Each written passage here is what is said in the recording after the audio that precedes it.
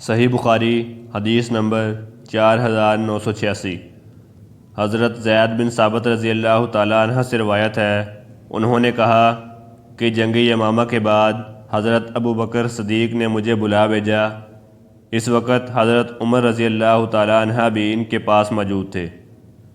حضرت ابو بکر صدیق رضی اللہ تعالیٰ عنہ نے فرمایا کہ میرے پاس حضرت عمر بن خطاب رضی اللہ تعالیٰ عنہ آئے ہیں اور انہوں نے کہا کہ جنگ یمامہ میں بہت سے قاری قرآن شہید ہو گئے ہیں، اور مجھے اندیشہ ہے کہ اگر قرہ کی شہادت کا سلسلہ اسی طرح جاری رہا تو قرہ ختم ہو جائیں گے اور قرآن کریم کا بہت سا حصہ بھی ان کے ساتھ ہی جاتا رہے گا۔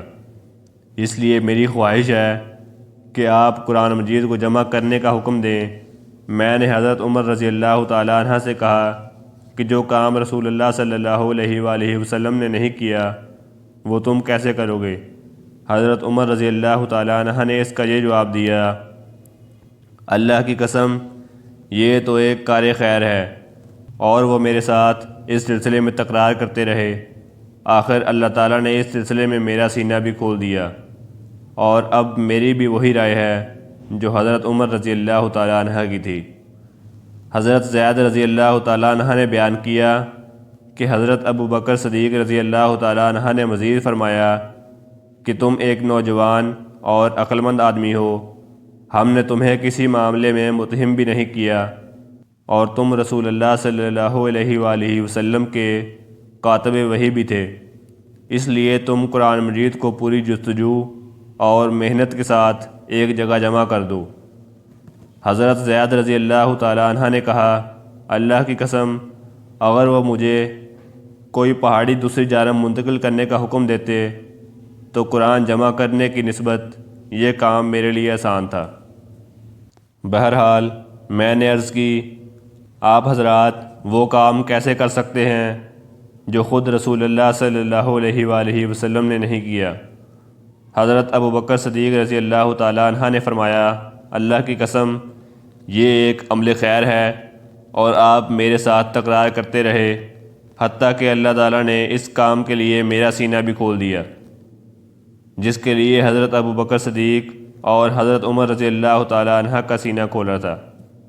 چنانچہ میں نے قرآن مجید کی تلاش شروع کر دی، اور میں اسے کھجور کی شاخوں، باریک پتھروں اور لوگوں کے سینوں کی مدد سے جمع کرنے لگا، حتیٰ کہ سورہ توبہ کی آخری آیات مجھے حضرت ابو خزیمہ رضی اللہ تعالیٰ عنہ کے پاس سے ملیں۔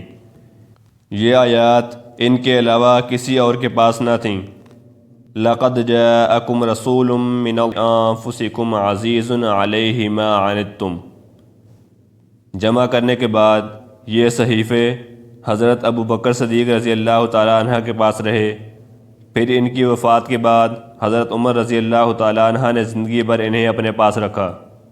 ان کے بعد وہ ام المومنین حضرت حفصہ بنت عمر رضی اللہ تعالیٰ عنہ کے پاس محفوظ رہے۔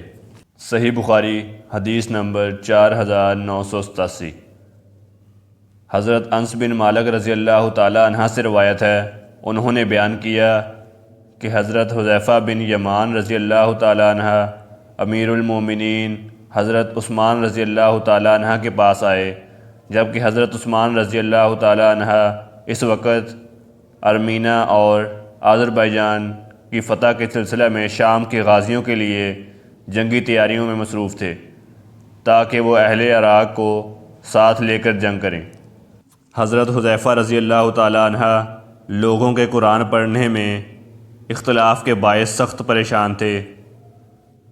حضرت حذیفہ رضی اللہ تعالیٰ عنہ نے حضرت عثمان رضی اللہ تعالیٰ عنہ سے عرض کی، اے امیر المومنین، اس سے پہلے کہ یہ امت بھی یہود و نصارہ کی طرح کتاب اللہ میں اختلاف کرنے لگے، آپ اس کی خبر لیں۔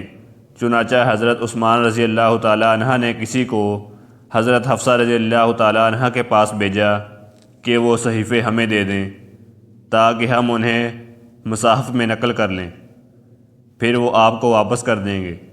حضرت حفصہ رضی اللہ تعالیٰ عنہ نے وہ صحیفے حضرت عثمان رضی اللہ تعالیٰ عنہ کو پہنچا دیے۔ آپ نے حضرت زید بن ثابت، حضرت عبداللہ بن زبیر، حضرت سعید بن عاص اور عبد الرحمن بن حارث بن حشام رضی اللہ تعالیٰ عنہ کو حکم دیا کہ وہ ان صحیفوں کو مصاحف میں نقل کر لیں۔ حضرت عثمان رضی اللہ تعالیٰ عنہ نے تینوں قریشیوں کو فرمایا کہ جب تمہارا حضرت زید بن ثابت رضی اللہ تعالیٰ عنہ کے ساتھ قرآن کریم کے کسی کلمے میں اختلاف ہو جائے تو اسے قریش کے محاورے کے مطابق لکھنا، کیونکہ قرآن مجید قریش کی زبان میں نازل ہوا تھا۔ چنانچہ ان حضرات نے ایسا ہی کیا۔ جب تمام صحیفوں کو مختلف مصاحف میں نقل کر لیا گیا تو حضرت عثمان رضی اللہ تعالیٰ عنہ نے وہ صحیفے حضرت حفصہ رضی اللہ تعالیٰ عنہ کو واپس بھیج دیے اور اپنی سلطنت کے ہر علاقے میں نقل شدہ مصاحف کا ایک ایک نسخہ بھیج دیا اور حکم دیا کہ اس کے علاوہ اگر کوئی چیز قرآن کی طرف منسوب کی جاتی ہے، خواہ وہ کسی صحیفے میں ہو یا مصاحف میں، اسے جلا دیا جائے۔ صحیح بخاری حدیث نمبر 4988۔ حضرت زید بن ثابت رضی اللہ تعالیٰ عنہ سے روایت ہے، انہوں نے بیان کیا کہ جب ہم مصحف کی صورت میں قرآن مجید کو نقل کر رہے تھے تو مجھے سورہ احزاب کی ایک آیت نہیں مل رہی تھی، حالانکہ وہ آیت میں رسول اللہ صلی اللہ علیہ وآلہ وسلم سے سنا کرتا تھا اور آپ اس کی تلاوت فرمایا کرتے تھے۔ پھر ہم نے اسے تلاش کیا تو وہ حضرت خزیمہ بن ثابت انصاری رضی اللہ تعالیٰ عنہ کے پاس سے ملیں۔ وہ آیت یہ تھی، من المؤمنین رجال صدقوا ما عاہدوا اللہ علیہ۔ چنانچہ ہم نے اس آیت کو مصحف میں سورہ احزاب کے ساتھ ملا دیا۔